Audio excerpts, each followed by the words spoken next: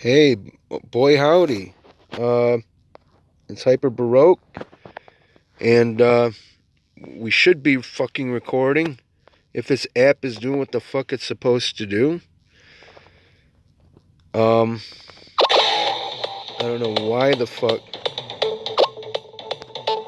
it wanted to quit out last time, or what has a little problem with the menu scooting in there. But here we go. This is a goddamn good game. This is. If you're not familiar with it, let's just play this real quick. I'll play all the way through to the end of this run. I'm in the second of 3 biomes. I'm running a challenge as well.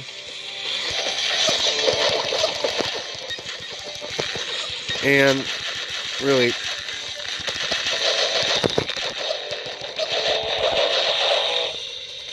there we go. Hopefully with this challenge I'll be able to demonstrate as much about the game as there is to know. There's no guarantee of that. As much as I'd like to go up to the TV and watch it here, watch an ad and get 10 free coins, I don't need the coins, and I'm worried the ad will fuck up. Google's apparently pretty fragile little recording system, which has really been bothering me lately. It's screwed up the Castlevania playthrough, for one thing. I'm gonna light my cigar because I'm just so pissed about this. It screwed up the Castlevania playthrough. We're missing about an hour worth of playtime. Makes me want to start over, but we ain't that far ahead of where we were. It's just we're not where we hoped we'd be.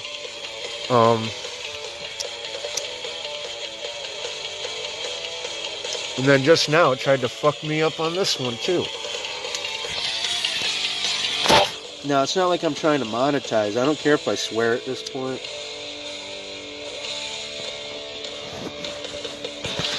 And all YouTube wants me to do is say if it's for kids. Well, it's not, so I'm not going to. This isn't a kid's video.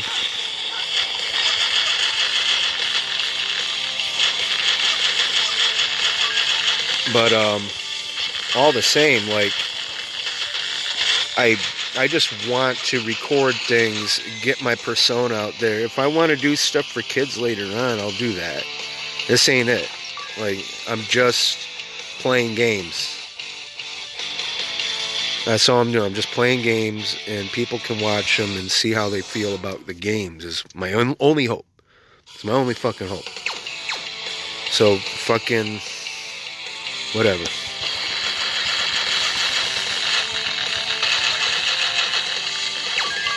Now, this challenge, you might be wondering, like, this looks really easy. Well, this challenge gives you infinite energy. It gives you can see these weird icons up in the upper left next to my hit points, shield, and energy points. There's 4 little icons. The icon on the left, the spiky helmet, that's enemies are tougher, okay?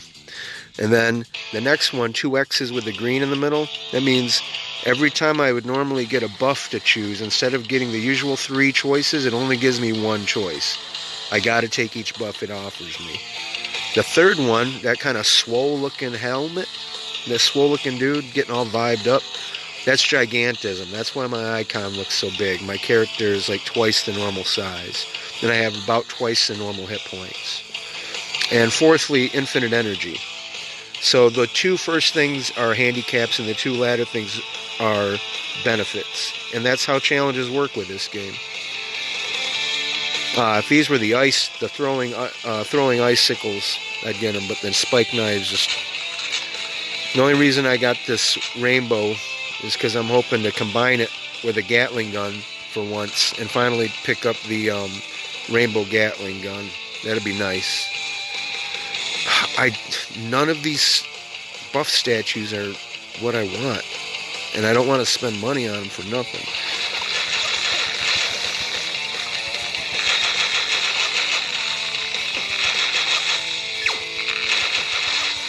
So what I did, the reason why it looks so damn easy is when the challenge gives you infinite energy, there's one logical choice. You go and pick up one of the more powerful bows, because the bow, which this one's called the Wind Force, it's an enemy seeking bow. The bows let you fire as fast as you can tap the little target in the lower right of the screen, the firing button. They fire as fast as you can tap that. Most guns have a specific rate of fire. The Rainbow, if I hold it down, this is how fast the Rainbow fires. I can't make it go any faster than that. Here's what happens if you hold down a bow. It stretches it back. It pulls it back, and now that increases anything from the damage to the critical rate to both when you do that. But if you don't feel like doing that, you can just fire at will, as fast as you can tap. Vending machine. That's much like this weapon, the Ground Water. A very weak weapon. You notice in the lower right, the weapon itself, there's the energy consumption. In the blue diamond, it's 0. Well, it doesn't hit for a whole lot, but once again, you can fire it as fast as you can tap. You could beat the game with this gun. Even though it's the bottom tier, you can beat the game with it. I'm just not interested in doing that right now. Oh, fudge. Yeah, I walked right into the middle of a bunch of explosive barrels while I exploded them. Real intelligent. It could be easy to let your guard down in this game. But anyways, with this challenge, if a challenge has infinite energy, these are sometimes interesting to carry around, a reusable energy pot. You could drink it down, wait a while, and it'll fill back up again. I don't care. I'm going to go ahead and put the grindstone attachment, adding +2 damage back on my Wind Force, and get a mosey on real quick here, because I'd like to show you some of the lobby after beating the game or failing to beat the game, whichever happens. Anyways, the Wind Force, it seeks the enemy out, so I don't have to worry about positioning so much. And it does a nice hefty amount of damage to the enemy. Plus I got that attachment onto it, which I found in the dungeon. And so it's a quick way when you got a challenge like this with infinite energy, pick something that clears rooms. And this weapon clears rooms. So does this Rainbow to some extent, but you're at the mercy of that. You're at the mercy of that weapon's rate of fire. Yeah, great. Get more gems at the end of the game. Big whoop. Come on. Give me something good. The Gas Blaster. This guy is interesting. All of those shots are poisonous. For one energy, if you notice at the bottom, for 1 energy it does 3 damage. It has a critical rate of 6%, and it has a inaccuracy rating of 8. That means that it goes off by a few, like a little bit. That's that spray you see. Comparatively, the Wind Force for 4 energy does 4 to 9 with a 0 to 60 crit rate with no inaccuracy. Now that range, that 4 to 9 and that 0 to 60, that's 3 for 9. You know, the Gas Blaster might be a better idea than the Wind Force. It's certainly a better idea than the Rainbow. But the thing is, if I hold on to that Rainbow, I can finally combine it with a Gatling gun and get a pickup of this rare weapon that you can only get if you combine a couple of other hard to get your hands on weapons.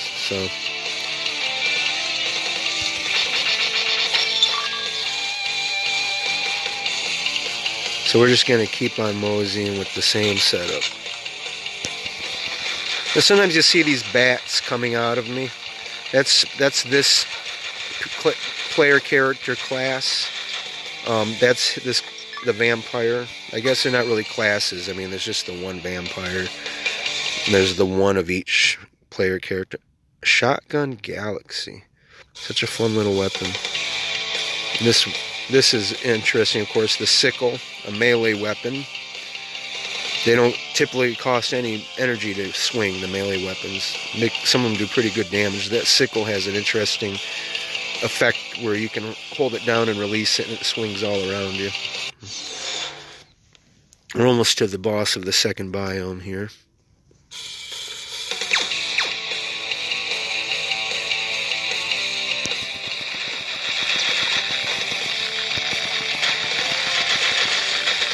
You see, it's a bit of a bullet hell. You might be wondering now, wow, what kind of genre game is this anyway? It's a top-down action with... Yeah, come along. It's a top-down action with bullet hell and roguelike elements. So it's a roguelite, I guess. It just really heavy emphasis on the light. But if you love your procedural... Oh, geez. If you love your procedural generation, this game has some. And I got had. You know, I kind of lost interest in that playthrough. It made me some items. There's the time I took, the amount of gold I made, the amount of gems I picked up, how many enemies I killed, and the special items I gathered along the way. I turned down the opportunity to revive. And here we are in the lobby.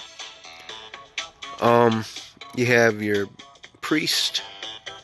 The priest is interesting. The priest is a healer. Can be kind of hard to play through on your own.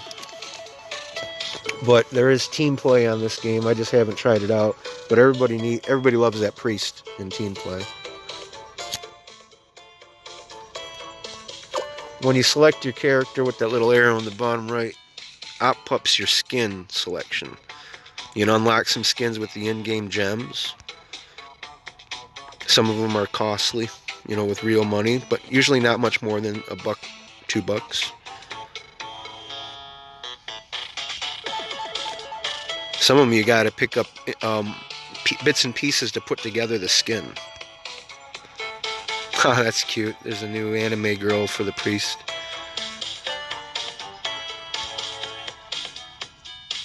A nurse with a mask on. The game is made by Chinese nationals, I believe. Let's see, what do we got over here? A character I haven't unlocked yet. The Necromancer. It's a new one. I have 39 over towards the right. I have 39 play vouchers that I've earned. I could spend one now to play as the Necromancer. I don't see any skins available. We have the Druid. Summons wolves to fight. Also has all these skins. I don't play as the Druid usually. I don't know why I upgraded the Druid so much. The Rogue. The Rogue is interesting. The Rogue can dodge when you use the special skill, which could help a lot because it's a bullet hell, like I said. We've got our Paladin versus our Knight. The Knight, when you use the Knight's special skill, it doubles whatever you're wielding. Suddenly you dual wield whatever you've got in your hand. It can be devastating. It can just destroy a boss, a whole screen, depending on what you've been carrying. Elf's kind of cool. You get to most characters, all the other characters have an auto-aim feature. That's how the game is. It's just you always auto-aim. You just want to spam that fire button or do whatever you need to with the fire button. Sometimes you hold it to charge a weapon, like an ion propulsion rifle or whatever, or a bow. And then with the elf, you actually specifically you aim, which is interesting, I guess. Alternately, you could select. This is a new addition to the game. There are new alternate skills. The new alternate for the elf is you cast an arrow rain around a group of enemies.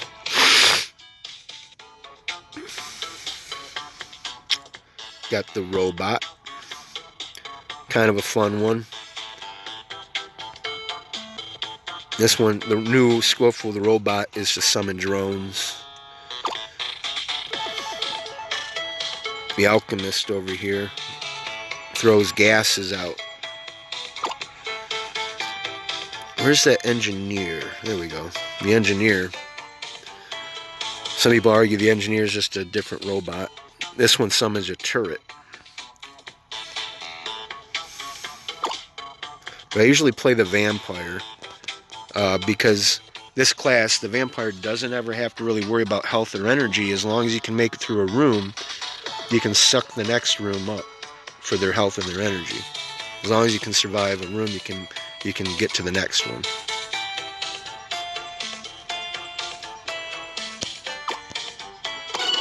Nope, I should have showed off some of the skins for vampire. Anyways, here's the garden. I'm growing some gem trees out here. I'm gonna need to water them, so tomorrow when I come back, they've regrown their fruit.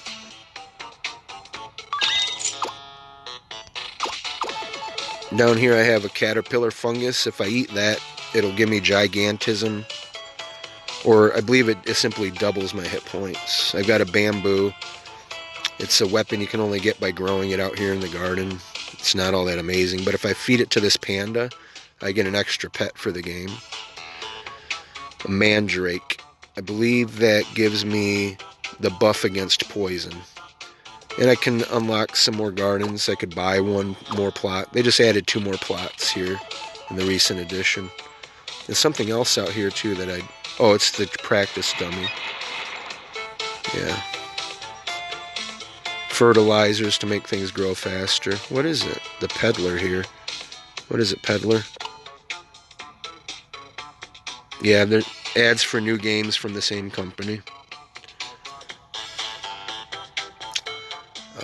The chest up here gives me a nice rando weapon. I'm going to hit the gachapon, see if I can get something better. Oh, okay. Come on. Oh, get out of here. The long-handled axe. The vampire comes pre-equipped with the crimson wine glass, which you can fire this sort of reddish energy thing. It's a little bit damaging, or you can drink it. Have a permanent extra maximum hit point. Come on, gachapon. A staff of frost. Thank you. It has a shotgun effect, as you can see there. Snow Fox extra large isn't a bad machine gun. You come down here to the forging table. You look if you've collected a weapon enough times, it'll show up in your forging table, and you can spend resources to go ahead and forge it and take it into the fight with you. The Eagle of Ice and Fire, a little bit expensive to forge it, but it'll shoot out alternating freezing and incendiary blasts. It's a combo of the Flame Eagle and the Frost Eagle, of course. And costs, you get a kind of a discount, I suppose, but it costs twice as much energy to do the same amount of damage. It just alternates burning and freezing, and I don't get it. Some pretty good weapons in here. Bleach is really good. It's an underrated. It's nice and cheap.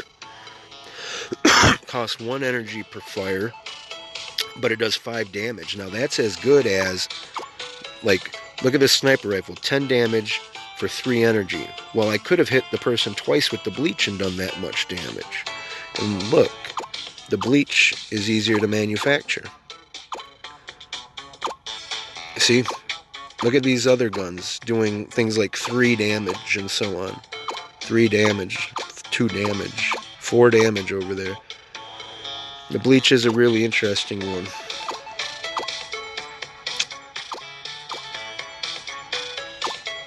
A good one to bring in.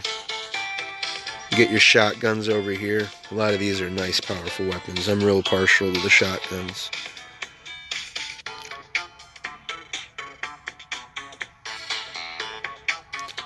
What else do we got? Explosive weapons. Some of these are super overpowered, like the missile battery. It just fires like pedal to the metal. All of these individual little tiny rockets that are all heat-seeking. They'll all go for their own targets, different targets, whatever's nearby, whatever's randomly around. They do explosive damage. It's pretty tight. Really easy to run out of energy real fast using that one. These are the laser weapons. There's some amazing weapons in here. Some of them, like the cleaner, the electric therapy,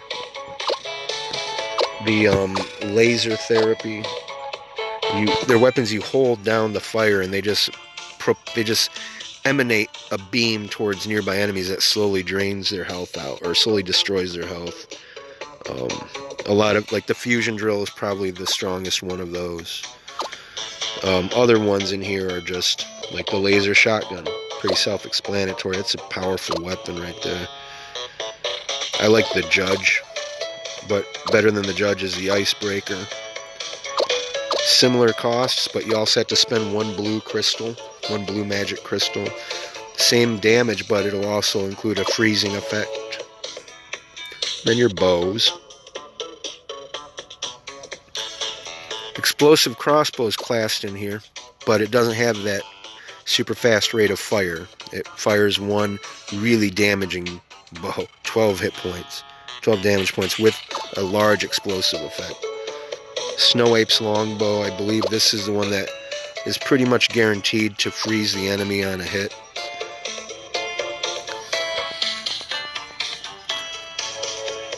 All kinds of interesting weapons. The 40-meter long blade is hilarious. It takes up like a good half of the width of a room, of a screen, anyways. And you swing it around, and it hits all these things in a huge arc.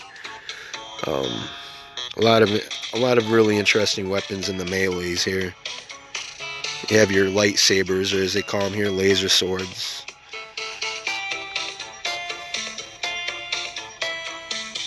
Crystal Crab's Katana, there's a game winner. It also has I believe a freeze effect, and it creates this effect of crystals flying out. It's this thing that the boss, the Crystal Crab, does. Staves. This one here is a room clearing weapon, a bit OP, but it does have a large energy expense behind it too. It sends out all of these little energy balls that bounce and bounce and bounce. Throwing weapons, these are great. This one right here, cheap to get. You can even find it for free sometimes in the lobby. If you check the books, it might fall out of the books. These tend to have a pretty high crit rate, and you throw out clusters of them, and each one does the damage that you see listed. This one, you can throw out I believe it's 8 or 9 spikes at once. They're doing freezing damage for one thing, and 2, each one's doing 8 damage. If there's one enemy on the screen, all of them are going to aim for the enemy. That's the other neat thing about the cluster throwing weapons. If you're surrounded by 4 enemies, it'll kind of dibby them out, and then you just hit fire one time, and they go in all these different directions. It's great. You can win the game with this weapon too. The other neat thing is these throwing weapons. When you switch weapons over to a throwing weapon, it immediately fires as soon as you switch weapons to it. So if you had an inventory with a couple of these and then a main, I guess, you could just cycle through your weapons really quick, get a bunch of these off, and then be back at your main. Which is great if you have Molotov Cocktail, which lays down an area effect that does fire damage and slows the enemy. So does this one with a poison instead. Then you've got your weirdo weapons. Basketball, don't put this one down. Look, just like Bleach, 1 energy, 5 damage, and it bounces around the screen. It just has a slow rate of fire. TNT, probably should have been in there in the throwing weapons, but scientific calculator, that one's crazy. You shoot out numbers. You shoot out a mysterious triple-digited mysterious occult number sometimes. The Heavenly Sword, I think that's a reference to Dogma. Then the fish, which shoots out a little bubble, does some energy. Then the laser fish, you hold down and attack, and it's doing 2 damage. per tick. The Rainbow Horse, same thing, 1 more energy though, but it's doing 1 more damage. It pukes out a huge rainbow that does this continual damage to the enemy. The One Punch is great. Does 999 damage. You'd basically take it into a boss, and hopefully you land it and you don't mess it up. You have to charge. You have to hold down for a long time to charge it. And then you got to get up next to the boss and hit it, because it's a punch and it's melee, and you got to be close, or melee, whatever. You could easily knock out half of the last boss's energy. These are great. The floating gun and the floating laser. If they're in your inventory, but you're not on them, like you're in one of your other weapons, what happens is they float away like a satellite, and they hang out nearby and they shoot things on the screen just automatically. It's great. Yeah. So yeah, there's a good rundown of the weapons. You can sit here and manufacture the weapons, get ready to go, and then the weapons will appear over here on the table. That's right down here. You got your design table. I'll show it off right now. Recently, I picked up the blueprints for the Wi-Fi booster, which is kind of like one of those floating weapons I was talking about, but it's insane. It's like 3 of them at once. If I develop it, it's going to give me a copy right now, which it's usually the cheapest way to get it is when you first develop it. But that means I'll be armed with it. I don't feel like playing in again right now. I'm going to finish up pretty soon. So I'm going to hold off on that. But yeah, I'm so hyped that I finally got the blueprint for the Wi-Fi thing. Some other stuff that, like this archaeologist, you've seen the mysterious characters? Stuff that I don't have unlocked yet. Here's a new survival mode I've unlocked. Another thing I've unlocked. This one, not unlocked yet.